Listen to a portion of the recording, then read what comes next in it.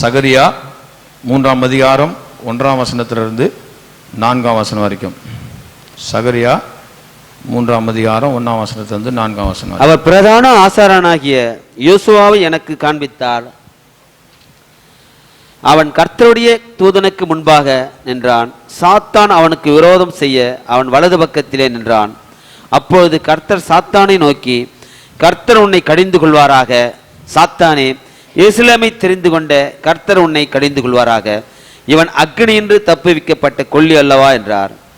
யோசுவாவெனில் அழுக்கு வஸ்திரம் தரித்தவனாய் தூதனுக்கு முன்பாக நின்றிருந்தான். அவர் தமக்கு முன்பாக நிற்கிறவளை நோக்கி, இவன் மேல் இருக்கிற அழுக்கு வஸ்திரங்களை களைந்து போடுங்கள் என்றார். பின்பு அவனை நோக்கி, பார், நான் உன் அக்கிரமத்தை உன்னிருந்து நீங்கச் செய்து உனக்கு சிறந்த வஸ்திரங்களை தரிப்பித்தேன் என்றார். Here we see the concerning life of Joshua.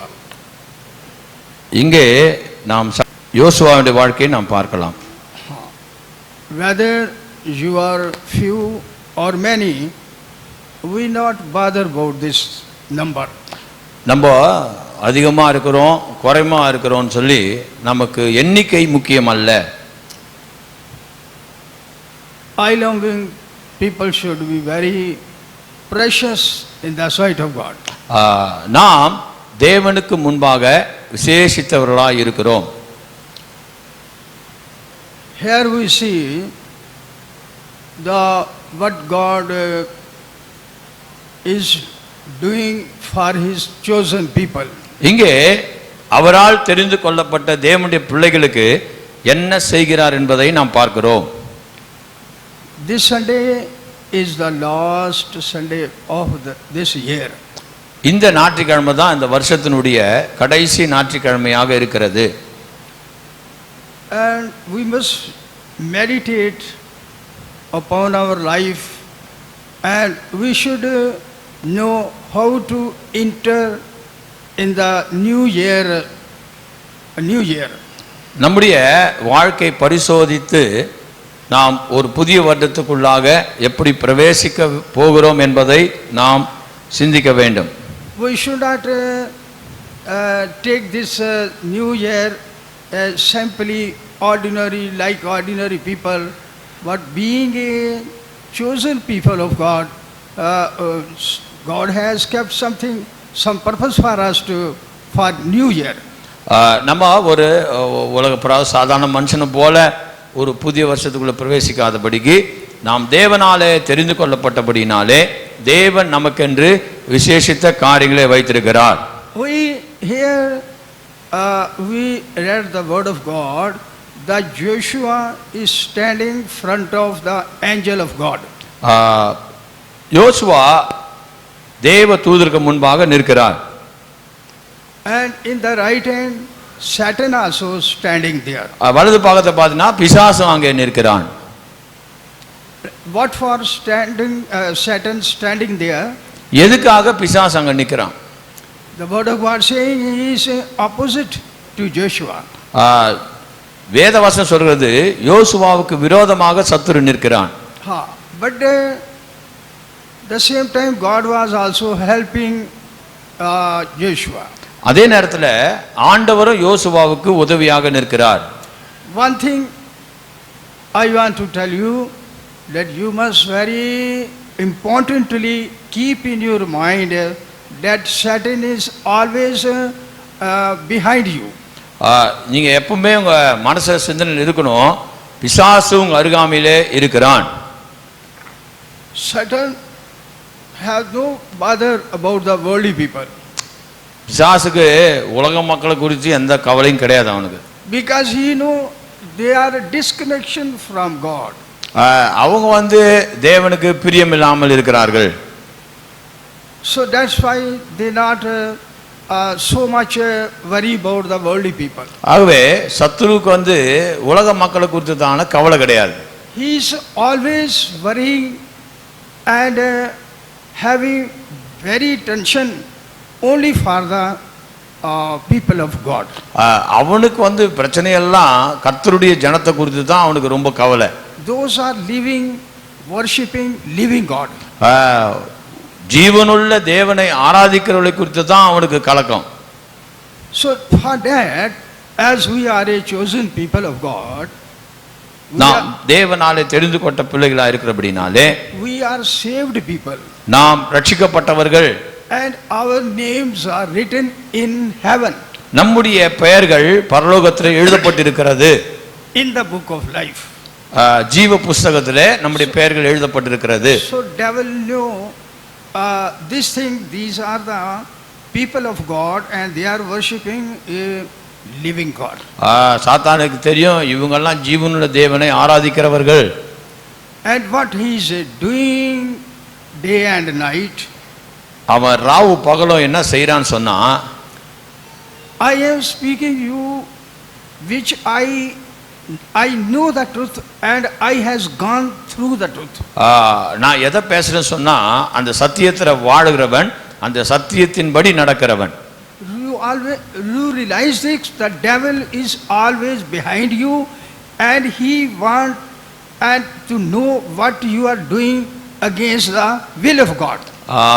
அவனுக்கு தெரியும் நீங்க என்ன பண்றீங்க, நீங்க என்ன தேவ சித்தத்துக்கு விரோதமா செய்றீங்கன்னு சத்துருவுக்கு தெரியும். You do everything for goodness for God. You do the righteous work, he will not see that one. Only he will find out and watching what you are doing something against God. பாருங்க, நீங்க செய்யற நன்மையான காரியங்களை, தேவனுக்கு அடுத்த காரியங்களை குறித்து அவனுக்கு கவலை இல்லை. நீங்க எந்த காரியத்தை ஆண்டவருக்கு விரோதமா செய்றீங்களோ, ஆண்டவருக்கு பிடிக்காத காரியம் செய்றீங்களோ, அதுல தான் அவன் கவனமாய் பார்த்து கொண்டிருப்பான். When I was working at Kanpur 1970, 1970 நான் கான்பூரில் வேலை செய்து கொண்டிருந்த பொழுது we had some work to do, building work. சில கட்டிட வேலைகளை செய்து கொண்டிருந்தேன். And the shopman has not some money, he is not returning back. சிலர் அவங்க வந்து எனக்கு சரியான காரியங்களை செய்யவில்லை. 1 2 3 time I went there, I told rest of money you return to us. மீதி பணத்தை கொடுங்கன்னு சொல்லி அவங்ககிட்ட 2-3 முறை கேட்டேன்.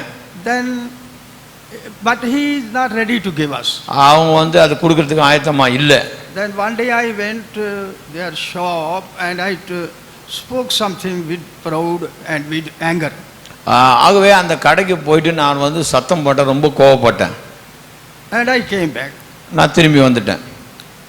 And the day Saturday came, and my habit all the time to prepare myself and sit in the meeting before believers coming.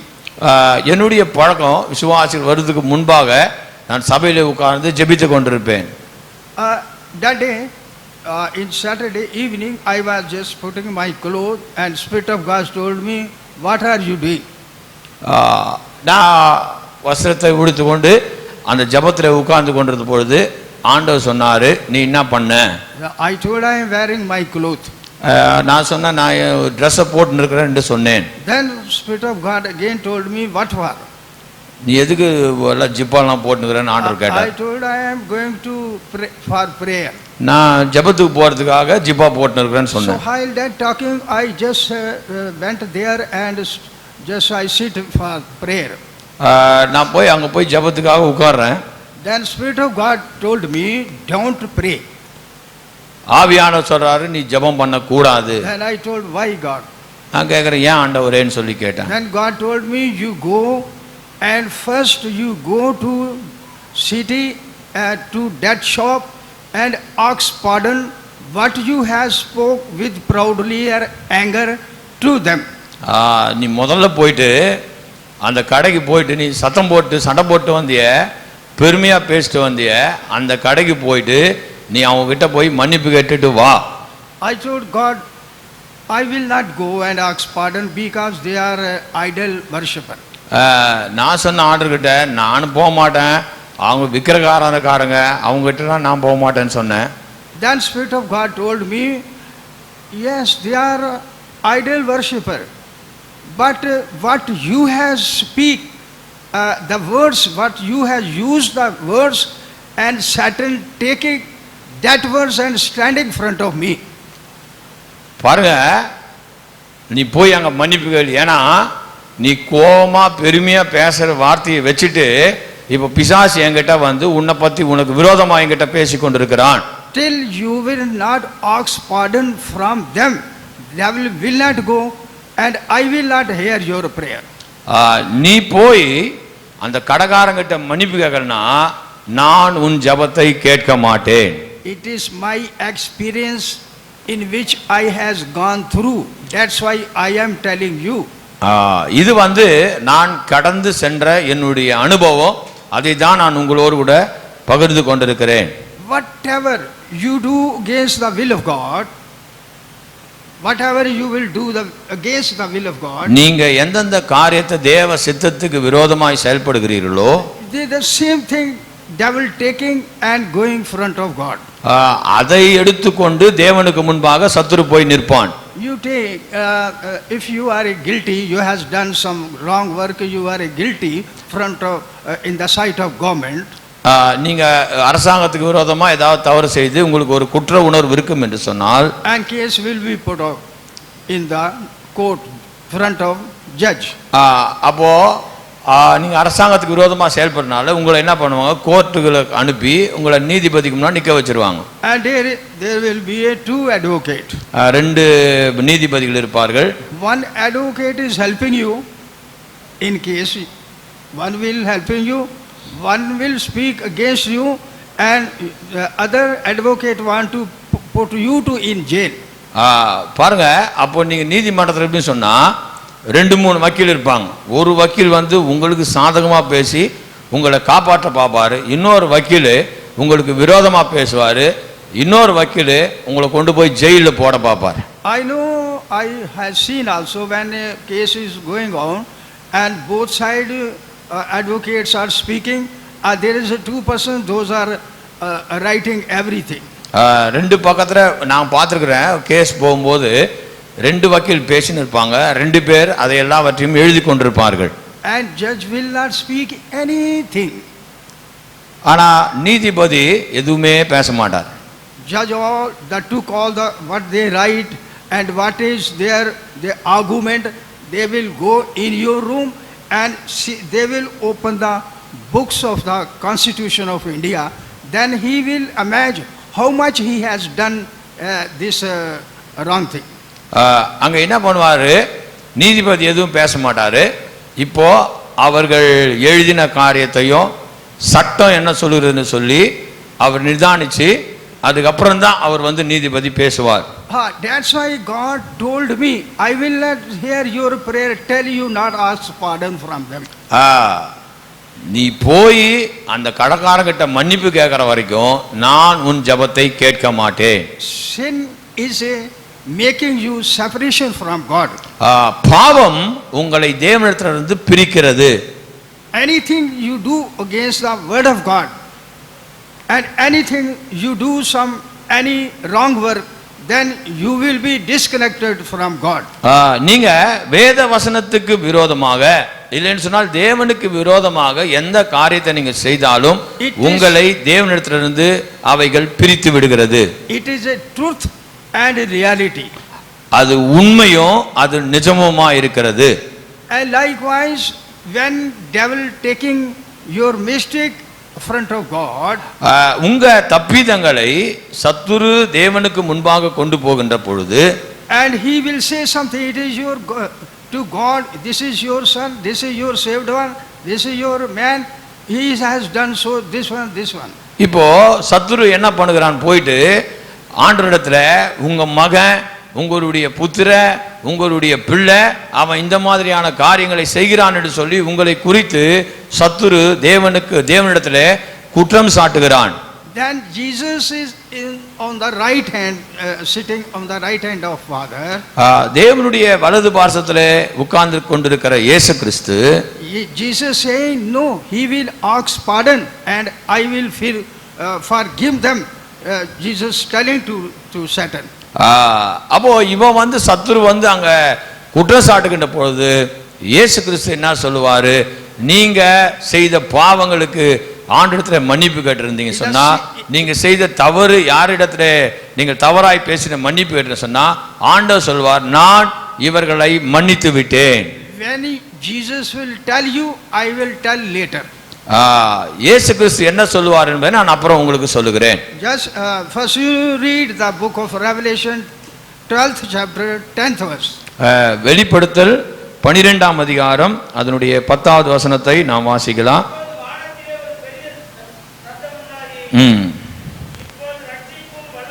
நமது தேவனுடைய ராஜ்யமும் அவருடைய கிறிஸ்துவின் அதிகாரம் உண்டாயிருக்கிறது. இரவும் பகலும் நம்முடைய தேவனுக்கு முன்பாக நம்முடைய சகோதரர் மேல் குற்றம் சுமத்தும் பொருட்டு அவர்கள் மேல் குற்றம் சாட்டுகிறவன் தாழ தள்ளப்பட்டு போனான். In heaven there is voice came out. பரலோகத்துல ஒரு சத்தம் உண்டாகி all power, strength and authority given to Jesus Christ. எல்லா அதிகாரமும் எல்லா வல்லமையும் இயேசு கிறிஸ்து கொடுக்கப்பட்டிருக்கிறது. And because Satan is fell down there. ஏனா சத்துரு விழுந்து போனவன். Because he was day and night he was blaming the children of God front of God. இரவும் பகலும் சத்துரு செய்கிற வேலை கர்த்தருடைய ஜனங்களை அவன் குற்றம் சாட்டிக் கொண்டிருக்கிறான். The word is written here, the for the children of God he is reporting all the day and night he is working this, he is going to God and telling to God. எப்போ பார் இரவும் பகலும் தேவ சமூகத்துல போயிட்டு நம்ம செய்கிற தவறுகளை குற்றங்களை அவன் வந்து தேவ சமூகத்துல சொல்லிக் கொண்டே இருக்கிறான். Now what I am going to tell you, நான் உங்களுக்கு என்ன சொல்றேன்னு சொன்னா, New Year should be for us in newness. புதிய வருஷத்துல நம்ம புதுமையா இருக்க வேண்டும். Whatever you has done mistake in this year, இந்த வருஷத்துல நீங்க என்னென்ன தவறு செய்தீர்களோ you ask pardon. நீங்க அவைகளுக்காக தேவ சமூகத்துல மன்னிப்பு கேட்க வேண்டும். In this year you all the time becoming church not in time. This is a fault, this is a sin for you. பாருங்க, இந்த வருஷத்துல நீங்க சரியான நேரத்துக்கு ஆராதனை துவங்குற நேரத்துக்கு நீங்க வராம இருக்கிறது பெரிய பாவம்.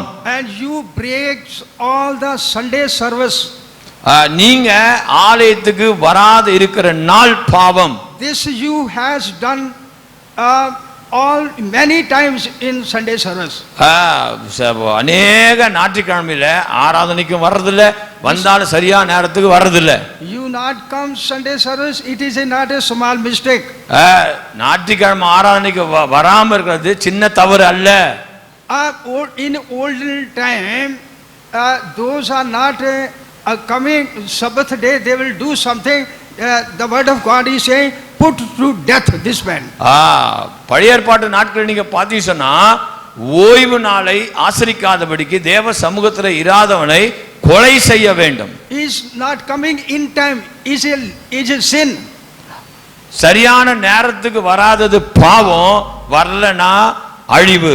I have seen you 10 o'clock meeting starting, you are coming 11 o'clock, 11:30, 12 o'clock. பாருங்க, 10 மணிக்கு ஆராதனை சொன்னா 11 மணிக்கு 11:30 மணிக்கு 12 மணிக்கு நீங்க வந்து கொண்டிருக்கிறீங்க. Many people is not coming. You may not come this year all the Sunday, but now you many things you have done against God. நீங்க ஆண்டவருடைய சமூகத்துக்கு வராம எத்தனையோ தவறான காரியங்கள் நீங்க செய்றீங்க. And you may not give this year your tithe for the work of God. ஒரு இந்த வருஷத்துல நீங்க தசமபாகம் கூட செலுத்தாமல் இருக்கலாம். Likewise many things you imagine yourself how many sins, how many fault, how many disobedience you has done, and you realize very clearly.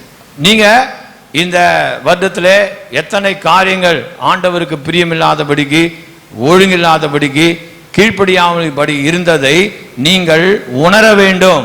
Then you ask pardon to Jesus. நீங்கள் அவைகளுக்காக ஆண்டவரிடத்திலே மன்னிப்பு கேட்க வேண்டும். You must open your heart. நீங்க உங்க இருதயத்தை திறக்கணும். You humble yourself in the sight of உங்களை God. தேவனுடைய சமூகத்திலே தாழ்த்த வேண்டும். Your heart must be break. உங்களுடைய இருதயம் உடைக்கப்பட வேண்டும். And with weeping you ask pardon. கண்ணீரோடு வேதனையோடு நீங்க தேவ சமூகத்திலே மன்னிப்பு கேட்க வேண்டும். You say, God, I has done this year many mistakes, but coming year I will not do this. நீங்க ஆண்டவர்ட்ட சொல்லணும், ஆண்டவரே இந்த வருடத்திலே பல தவறுகளை நான் செய்தேன், வருகிற ஆண்டிலே அப்படிப்பட்டதான காரியத்தை செய்ய மாட்டேன் என்று சொல்லி நாம் ஆண்டவர்ட்ட மன்னிப்பு கேட்க வேண்டும். When you repent, when you ask to Jesus forgive me. நீங்க ஆண்டவரத்திலே என்னை மன்னி ஆண்டவரே, என்னை மன்னியும் ஆண்டவரே கேட்க வேண்டும். Then Jesus will tell to Almighty God. அப்போ இயேசு கிறிஸ்து பிதாவாகிய தேவனிடத்திலே சொல்லுவார். Then Jesus will tell to his Father God. இயேசு கிறிஸ்து பிதாவாகிய தேவனிடத்திலே உங்களுக்காக மன்றாடுவார். My Father, என் தேவனே, I has crucified for this sin. பிதாவாகிய தேவனே, இந்த பாவங்களுக்காக நான் சிலுவையிலே கல்வார் சிலுவை தொங்கினேன், Forgive him. தயவாய் மன்னியும். Then Jesus will tell to God. அப்போ பிதாவாகிய தேவன் இயேசுவிடத்தில் சொல்லுவார், When till you ask pardon, God, this is sin I has done, forgive me. Then Jesus will tell to God, God, I have died for his sins, I crucified, and forgive him. நீங்கள் ஆண்டவரிடத்திலே மன்னிப்பு கேட்கின்ற பொழுதுதான், இயேசுவிடத்திலே மன்னிப்பு கேட்கிறதுதான் இயேசு கிறிஸ்து பிதாவாகிய தேவனிடம் சொல்லுவார், ஆண்டவரே இந்த பாவங்களுக்காக நான் கல்வாரி சிலுவையிலே மரித்தேன், ஆகவே நீர் இவருடைய பாவத்தை மன்னியும் என்று சொல்லுவார். Then you get freedom, then again you have connection with God. அப்பொழுதுதான் நீங்கள் விடுதலை பெற்றுக்கொண்டு ஆண்டவரோடு உங்களுக்கு உறவு வரும். That's why the written about Jesus pleading for us. ஆகவே தான் வேதத்தில் எழுதப்படுகிறது, இயேசு கிறிஸ்து நமக்காக பரிந்து பேசுகிறார். So this year, now this is the last Sunday of that year.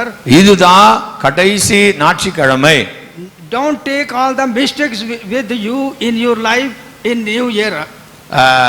நீங்க என்னன்னா தப்பு செய்தீங்களோ அதை மறுபடியும் புது வருஷத்துக்குள்ளாக அந்த நிலையில செல்லாதீங்க. Just read again book of Zechariah 3rd chapter, the 4th verse. சகரியா 3ஆம் அதிகாரத்தினுடைய 4ஆம் வசனத்தை வாசிங்க. முன்பாக நிற்கிறவளை நோக்கி, இவன் மேல் இருக்கிற அழுக்கு வஸ்திரங்களை களைந்து போடுங்கள் என்றார். பின்பு அவனை நோக்கி, பார், நான் உன் அக்கிரமத்தை உன்னிலிருந்து நீங்கச் செய்து உனக்கு சிறந்த வஸ்திரங்களை தரிப்பித்தேன் என்றார்.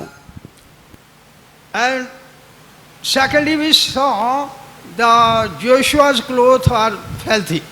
பாருங்க, யோசுவாவுடைய ஆடையை பார்க்கின்ற பொழுது அது அழுக்கான வஸ்திரமாக இருக்கிறது. Joshua's having clothes but not pure.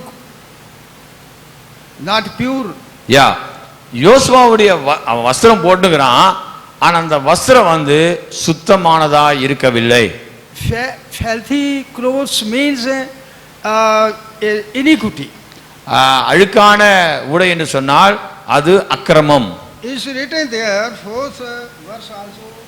4ஆம் வசனத்துல, put him away. God said, put him away. Take out this filthy clothes and put him a new very precious robe. இந்த அழுக்கான வஸ்திரத்தை எடுத்து போட்டு நல்ல தூய்மையான வஸ்திரத்தை தரித்துக்கொள். It means his all sin, defaults, iniquity has passed away. ஆகவே அவனுடைய அக்கிரமம் பாவம் எல்லாம் அங்கே எடுத்து போடப்படுகிறது. God wants now also for you, you must put away all the iniquity which is in your heart. உங்க இருதயத்தில் இருக்கிற எல்லா அழுக்குகளையும் ஆண்டவர் எடுத்து போடும்படியாக கேட்கிறார். Then God will wash you. அப்போ ஆண்டவர் உங்களை சுத்திகரிப்பார். So for you also you have to confess and repentance in front of God. ஆகவே நீங்கள் தேவ சமூகத்திலே அறிக்கையிட்டு நீங்கள் மன்னிப்பை பெற வேண்டும். Because all things which you has done in this year, they should not take in your life in new year.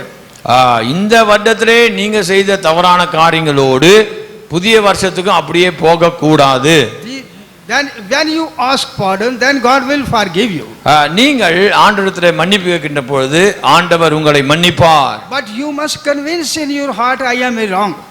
நீங்க உங்க இருதயத்துல நீங்க உணரணும், நான் செய்தது தவறு. God what made to you a pure, clean. உங்களை ஆண்டவர் சுத்தமும் தெளிவான ஒரு இதயத்தை உங்களுக்கு தருவார். Saint Paul was talking with the church of Colossians. கொலோசியரை நாம் வாசிக்கின்ற பொழுது, Yes, you read the book of Colossians, கொலோசியர் 3rd chapter, 3ஆம் அதிகாரம் from 9th and 10th verse. 9ஆம் வசனம் 10ஆவது வசனம். கொலோசியர் 3:9, 10. ஒருவருக்கொருவர் பொய் சொல்லாதிருங்கள், பழைய மனுஷனையும் அவன் செய்களையும் களைந்து போட்டு தன்னை சிருஷ்டத்தோட சாயலுக்கொப்பாய் பூரண அறிவடையும்படி புதிதாக்கப்பட்ட புதிய மனுஷனை தரித்துக் கொண்டிருக்கிறீர்களே, அதிலே கிரேக்கன் என்றும் யூதன் என்றும் இல்லை. அவர் என்ன சொல்றாரோ அது மட்டும் படிங்க. 9 and 10. St. Paul writing to the church of Colossians. பரிசுத்த பவுல் கொலோசு சபைக்கு எழுதுகின்ற பொழுது, the believers of Colossians have many mistakes in their life. கொலோசு சபையினர் அநேக தவறுகளை தங்களுடைய வாழ்க்கையிலே உடையவர்களாய் இருந்தார்கள். Like the church of Corinthians, Corinth சபை போல always they have quarreling between each others. ஒருவர் சண்டை போட்டுன்னுக்குறாங்க.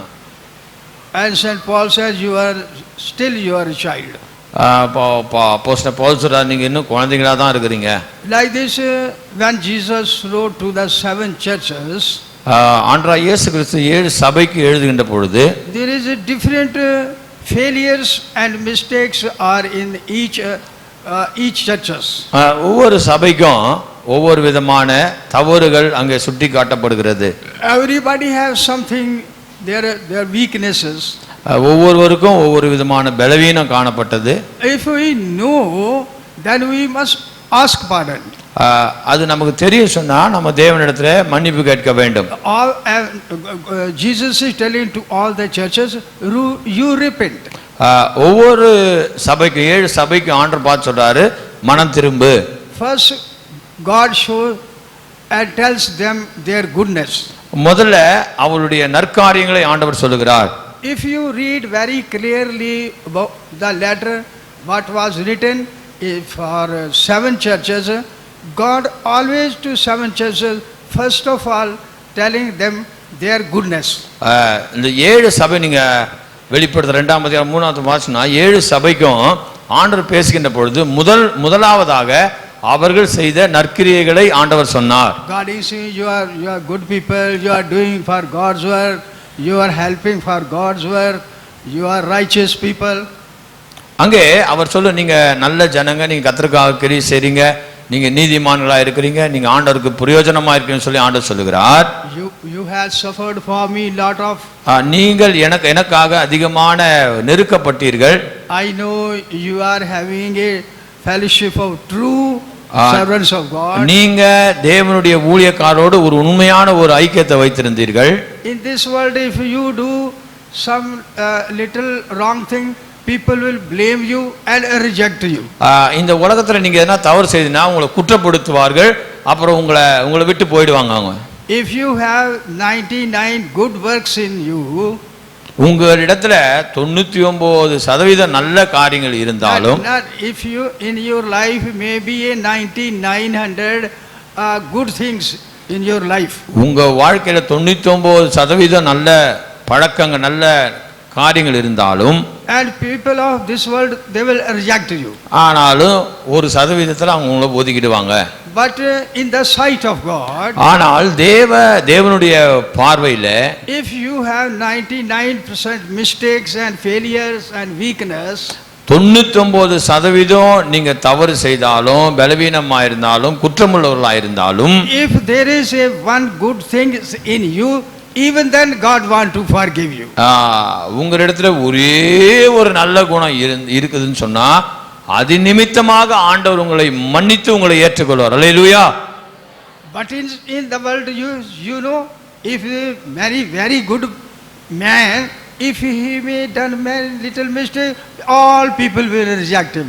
பாருங்க, இந்த உலகத்துல பாருங்க, நல்ல காரியம் நிறைய செய்தா கூட ஒரு சின்ன ஒரு தவறு செய்தா உடனே அவங்கள அப்படியே விட்டுருவாங்க, ஒதுக்கிடுவாங்க. But see the nature of God. ஆனால் தேவனுடைய சாயலை நாம் பார்க்கின்ற பொழுது Here we can see such a God has love for man. எவ்வளவு பெரிதான அன்பை தேவன் மனிதர் மேல வச்சிருக்கிறார். In 7 churches Jesus wrote many things. அந்த 7 சபைக்கு ஆண்டவர் பல காரியங்களை எழுதி வைத்திருந்தார். But first of all God wrote their goodness, their good work.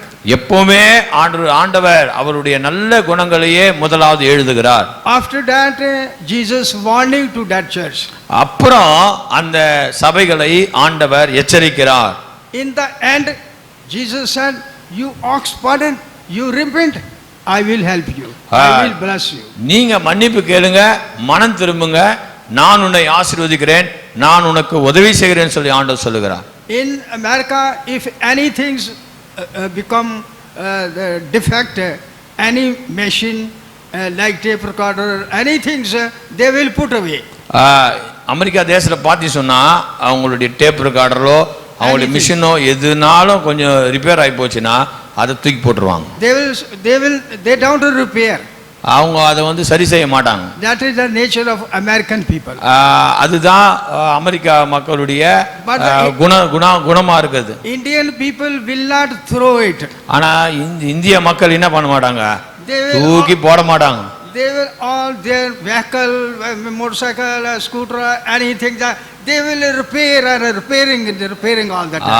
இந்திய மக்கள் விட மாட்டாங்க, அதை வந்து திருப்பி திருப்பி திருப்பி திருப்பி ரிப்பேர் பண்ணி சரி செய்து கொண்டே இருப்பார்கள். Even if there are waste vessels or many things also, then the Kuadiwala will come and they will give to Kuadiwala. இருக்கிற குப்பை கோலத்தை கூட காயலாங்கல்ல போட்டு அதை பணமாக்கிடுவாங்க நம்ம ஆளுங்க. Yeah. You have in your Kanchipuram? Yeah, we have. So Indian people not waste anything. இந்திய ஜனங்க எதையும் என்ன பண்ணுவாங்க, வீணடிக்க மாட்டாங்க. They will use all the time. எல்லாத்தையும் வந்து உபயோகப்படுத்துவாங்க. So like this, see God is doing also not wasting, not putting away. ஆண்டவர் கூட எல்லாத்தையும் வேஸ்ட்லாம் தூக்கி போட மாட்டேன்றாரு. If you have any failure, any mistake, God is not rejecting you. உங்களுக்கு கூட தவறு எதுவா இருந்தாலும் ஆண்டவர் என்ன பண்ணார், உங்களை விட மாட்டார். God is pleadingly, very softly, you repent. All the churches is written this. ஆகவே நம்ம தவறு செய்கிறது பெருசல்ல, தவறுக்கு ஆண்டவர் சமூகத்துல மன்னிப்பு கேட்டு ஆண்டவருடைய இரக்கத்தை நாம் பெற்றுக்கொள்ள வேண்டும். So it means you also repent and ask pardon and get redemption and salvation from God. தவறுகளை ஆண்டவரிடம் மன்னிப்பு கேட்டு நமக்கு தேவையான ரட்சிப்பையும் நமக்கு தேவையான விடுதலை நாம் பெற்றுக்கொள்ள வேண்டும். There is two things in repentance. மனம் திரும்புறதுல 2 காரியம் இருக்குது. One, you ask pardon for your failure. உங்களுடைய தோல்விக்காக நீங்க ஆண்டவரிடம் மன்னிப்பு கேட்கிறது. And same time you must confess also, God, I will not do more. அதுக்கு அடுத்தது வந்து I will not do again this thing. அதுக்கு அடுத்த மன்னிப்புல வந்து ரெண்டாவது வந்து, ஆண்டவரே நான் திரும்ப இந்த காரியத்தை செய்ய மாட்டேன். Then your all failure, mistakes will pass away and Jesus will help you to forgive you. அப்பொழுது உங்களுடைய தோல்விகள், உங்களுடைய தவறுகள் எல்லாவற்றையும் மன்னித்து ஆண்டவர் உங்களை ஆசீர்வதிப்பார். And then we can become in right place as Joshua. அப்போ நம்ம யோசுவாவை போல திரும்பவும் சரியான இடத்திலே நாம் வருவோம். We are also going to stand in the judgment of God. நாம கூட ஆண்டவருடைய நியாயத்தீர்ப்புக்கு முன்பாக நாம் நிற்க வேண்டும். Jesus said, the time will come, you will stand also in the front of God for the judgment. நேரம் வருகின்ற பொழுது நாமும் தேவனுடைய நியாயாசனத்துக்கு முன்பாக நிற்க வேண்டும். We are not the ordinary people. நாம நம்மெல்லாம் சாதாரணமான மனுஷங்க இல்ல. We are important to God. நாம தேவனுக்கு முன்பாக மிகவும் முக்கியமானவர்களாய் இருக்கிறோம். The word of God saying, you are chosen people. நீங்கள் தெரிந்து கொள்ளப்பட்ட ஜனமாய் இருக்கிறீர்கள். You called to be a holy people. நீங்கள் பரிசுத்த ஜனமாக அழைக்கப்படுகிறீர்கள். You are the children of God. நீங்கள் தேவனுடைய ஜனமாக இருக்கிறீர்கள். So according to that we must walk in this world. ஆகவே அதை நினைத்து அதற்கேற்ற பிரகாரமாக நாம் இந்த உலகத்திலே வாழ வேண்டும். And this new year should be not with all kind of failures. வரப்போகிற ஆண்டு நமக்கு ஒரு தோல்வியின் ஆண்டாக இருக்க கூடாது. The word of God saying put away all the old things. ஆகவே வேதம் சொல்றது எல்லா பழசையும் என்ன பண்ணுங்க, தூக்கி போடுங்க. Put away all the unwanted things in your life. தேவையில்லாத காரியத்தை எல்லாம் தூக்கி போடுங்க. Put away all the disobedient spirit. எல்லா கீழ்ப்படியாமையின் ஆவியை தூக்கி போடுங்க. Walk with God very faithfully. நீங்க தேவனோடு கூட கவனமாக நடவுங்கள். And you must become a new man. நீங்கள் ஒரு புதிய மனிதனாய் நடக்க வேண்டும். In the word of God, those are in Christ, they are new creation. வேதம் சொல்றது ஒருவன் கிறிஸ்துவுக்குள்ளாய் இருந்தால் அவன் புதிய சிருஷ்டியாய் இருக்கிறான். 2 Corinthians 1st chapter the 17th verse.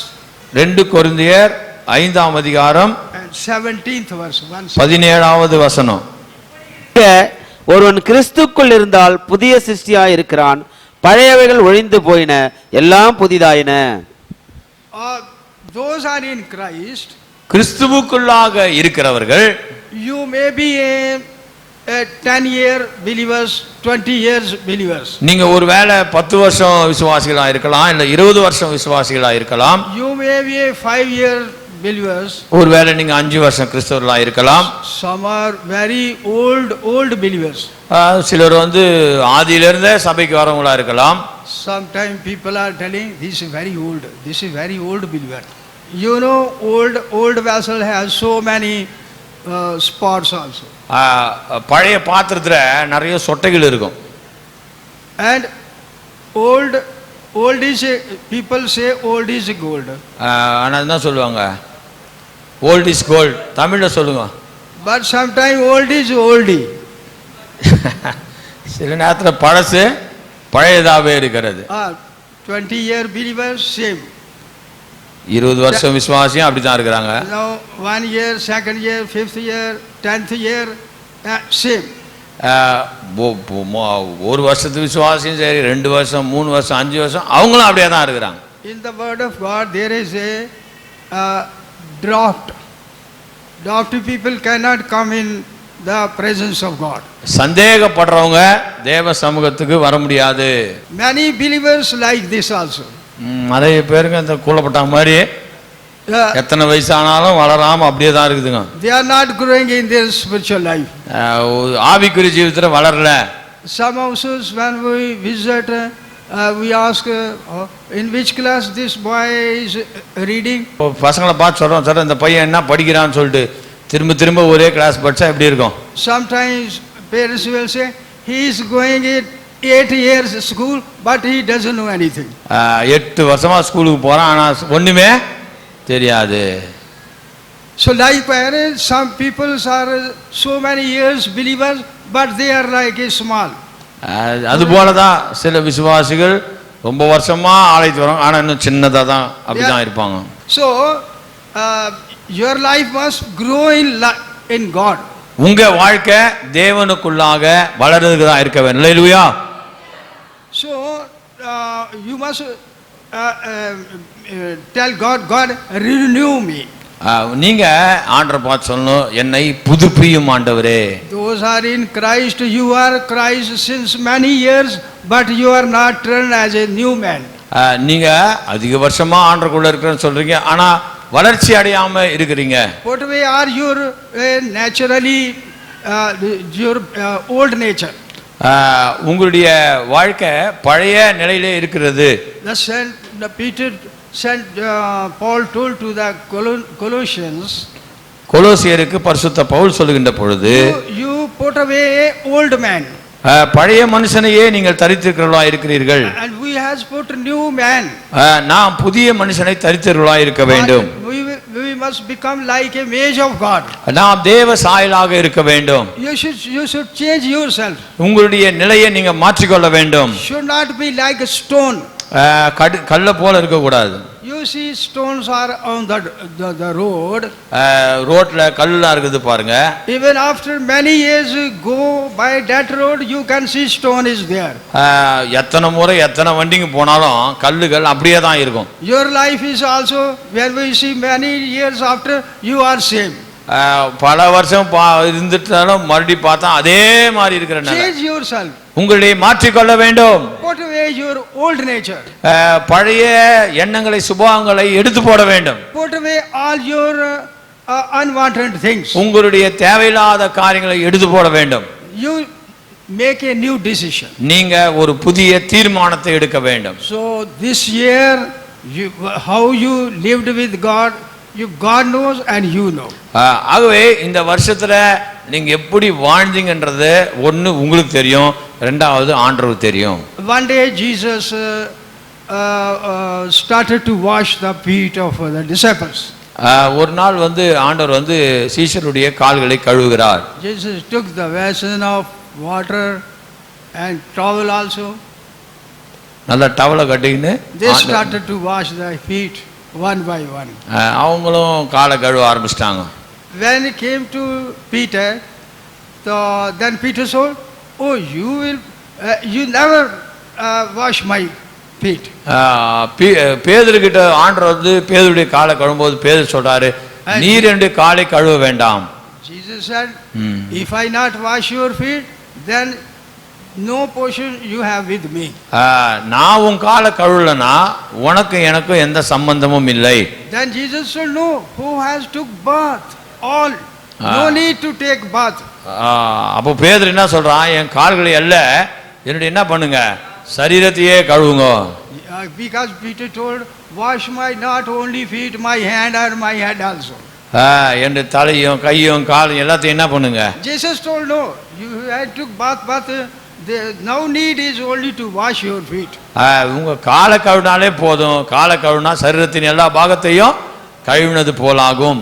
In the Jews, you know what they do? When they will go to field, anywhere, any bazaar, when they will come home, first of all, they used to put water pots and they will wash the feet and then they will come in the home. யூதர்கள் வெளியே கடைக்கு எங்கேயாவது வெளியே போயிட்டு வந்தாலும் வீட்டுக்கு வந்த உடனே தங்களுடைய கால்களை அவர்கள் கழுவுவார்கள். There is need to wash the feet. கால்களை கழுவுவது நமக்கு மிக அவசியம். When you came to Jesus Christ, நீங்கள் ஆண்டவரிடத்திலே வருகின்ற பொழுது, the day God has forgive you salvation, He forget all your sin. நீங்கள் ரட்சிக்கப்பட்ட அந்த நாளிலே தேவன் உங்களுடைய எல்லா பாவத்தையும் மன்னித்தார். But after that, whatever some weaknesses, unwanted things comes in your life, நீங்கள் ஆண்டவரை ஏற்றுக்கொண்ட பிற்பாடு ஏதாவது தேவையில்லாத காரியங்கள் வரும் என்று சொன்னால், means your feet are healthy now. உங்க கால்கள் அங்கே சுத்தமில்லாமல் காணப்படும். While we are walking in this world and sometime having fellowship with our relatives, those are not saved people, and by that we have many failures in our life. ரட்சிக்கப்படாத மக்களோட நம்ம சேருவோம் என்று சொன்னால் அவனுக்கு இருக்கிற எல்லா பாவமும் நமக்கும் வந்துடும். Now you have to wash your feet. ஆகவே நீங்கள் சுத்திகரிக்கப்பட்டவர்களாக இருக்க வேண்டும். Wash your feet means whatever you have a failure in your life, anything you put away. கால்களை கழுவுறது என்று சொன்னால் உங்களுடைய தோல்விகளையும் உங்களுடைய ஏமாற்றங்களையும் எடுத்து போடுகிறது. Tell Jesus, Jesus, I has done this thing, I disobedience, this thing, forgive me. ஆகவே ஆண்டவரை பார்த்து, ஆண்டவரே நான் கீழ்ப்படியாமையினாலே இந்த காரியங்களை செய்து என்னை மன்னியும். The word of God saying, the person who is agree and confess, "Oh God, I am a sinner," then the blood of Jesus will wash him. நீங்கள் சொஸ்தமடையும்படிக்கு உங்களுடைய குற்றங்களை அறிக்கையிட்டால் தேவனாய் கர்த்தர் உங்களை மன்னித்து மறக்க ஆண்டவர் வல்லமையுள்ளவராய் இருக்கிறார். It is very important to live with God. ரொம்ப முக்கியமானது தேவனோடு கூட நாம் வாழ வேண்டும். And you will become like this, a good man in the sight of God, தேவனுடைய பார்வையில் நீங்கள் நல்ல மனிதராக இருக்க வேண்டும் என்றால், then God will make you also for His glory. அவர் தம்முடைய மகிமைக்கு ஒப்பாக கர்த்தர் உங்களை மாற்றுவார். We have to go, we will go in heaven. நாம் நிச்சயமாய் தேவனுடைய ராஜ்யத்துக்கு கடந்து செல்லுவோம். Jesus told, I came from my Father. நான் என்னுடைய பிதாவிடத்திலே வருகிறபடினால் I will go back to my Father. நான் என்னுடைய பிதாவிடத்திலே செல்லுகிறேன். He promised that I will come again. அவர் வாக்குத்தத்தம் கொடுத்தார், நான் மறுபடியும் வருவேன். He told, I will come and I will take you also to heaven. நான் வந்து உன்னை என்னிடத்திலே சேர்த்துக் கொள்ளுவேன். If you want to go heaven, நீங்க பரலோகம் போக வேண்டும் என்று சொன்னால், if you want to go when Jesus come, இயேசு கிறிஸ்து வருகின்ற பொழுது நீங்கள் போக வேண்டும் என்று சொன்னால், you must hear the word of God நீங்கள் சத்தியத்தை கேட்க வேண்டும் and abide in the word of God. நீங்கள் தேவனுடைய வார்த்தையிலே இருக்க வேண்டும். Abide in the children of God.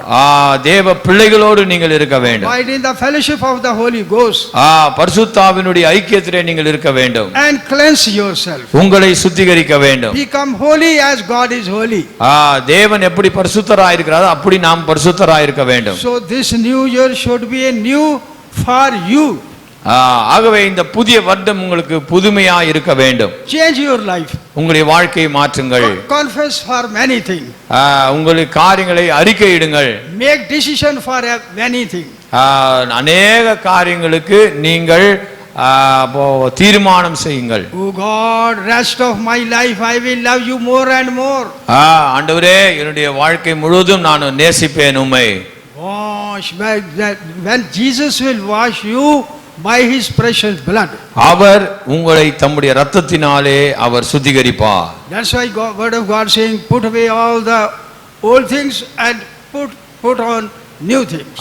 எல்லா பழையவைகளையும் எடுத்து போட்டு புதியதை நீங்கள் உடுத்திக் கொள்ளுங்கள். May God bless you. கர்த்தர் உங்களை ஆசீர்வதிப்பாராக. ஹல்லேலூயா, ஹல்லேலூயா.